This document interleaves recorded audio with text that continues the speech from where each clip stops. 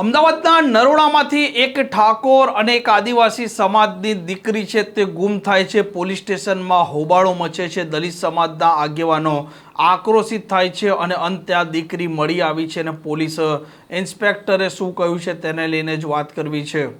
વૈષ્ણવજન તો તેને કહીએ જે પીડ પરાઈ જાનાને રે। નમસ્કાર, આપ જોઈ રહ્યા છો નવજીવન ન્યૂઝ અને હું છું આપની સાથે તોફિક ગાંચી। અમદાવાદના નરોડા પોલીસ સ્ટેશન વિસ્તારમાં એક ઘટના સામે આવી હતી જેમાં બે સગીર વયની દીકરીઓ છે તે ઘણા દિવસથી ગુમ હતી અને આ મામલે દલિત સમાજના આગેવાનો પોલીસ સ્ટેશન પહોંચે છે, હોબાળો મચાવે છે અને ત્યાર પછી આક્રોશના સાથે તે પોલીસ ઇન્સ્પેક્ટર છે તેમને સંભળાવે છે। જે પ્રકારે બે સગીર દીકરીઓ ગુમ થઈ હતી તેમાંથી એક દીકરી છે તે મળી ગઈ હતી ગુમ થયાના થોડા કલાકોમાં, પરંતુ બીજી આદિવાસી સમાજની દીકરી એક લાંબા સમયથી ગુમ થઈ હતી। 17 દિવસ જેટલો સમય થયો અને ત્યાર પછી દલિત સમાજના આગેવાનો અને સંગઠનના હોદ્દેદારો પહોંચે છે। આ નરોડા પોલીસ સ્ટેશન પોલીસ ઇન્સ્પેક્ટરના સાથે બોલાચાલી પણ થાય છે। મામલો ઉગ્ર બને છે અને પોલીસ પર તે આરોપ લગાવતા કહે છે કે પોલીસ છે તે ઢીલી તપાસ કરી રહી છે અને દીકરી છે તેને જો કંઈ થઈ થશે તો તેની જવાબદારી કોણ લેશે તેવો પર તે આરોપ લગાવે છે અને ત્યાર પછી આદિવાસી સમાજની આ દીકરી છે તે મળી આવી છે અને આ મામલે પોલીસ ઇન્સ્પેક્ટરનું નિવેદન પણ સામે આવ્યું છે।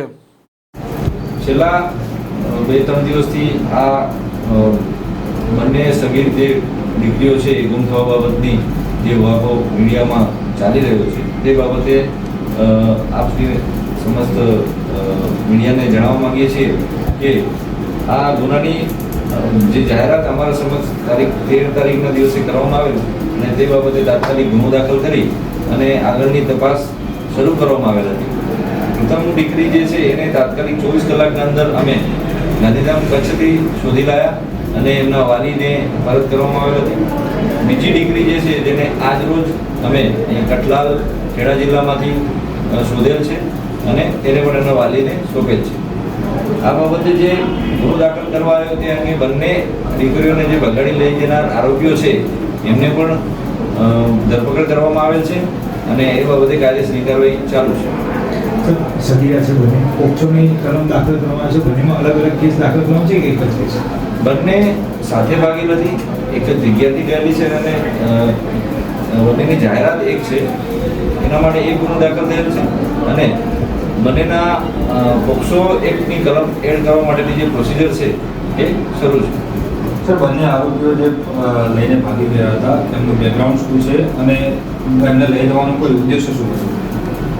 જે બંને આરોપીઓ છે એ ભોગ બનનારના પાડોશમાં જ રહેતા હતા અને એકબીજાને ઓળખતા હતા સારી રીતે અને એમને કહેવા મુજબ એ જે દીકરીઓ છે એમની સંમતિથી ગયેલા હતી, પરંતુ બહુ નાની ઉંમરની છે, વિચારવાની અને સારા અને નશાની એમની એટલી આવડત નથી, જેથી અને એમના કન્સર્ન કોઈ માન્ય રાખતો નથી એ બાબત એને જેના કારણે ગુનો દાખલ કરવામાં આવ્યો।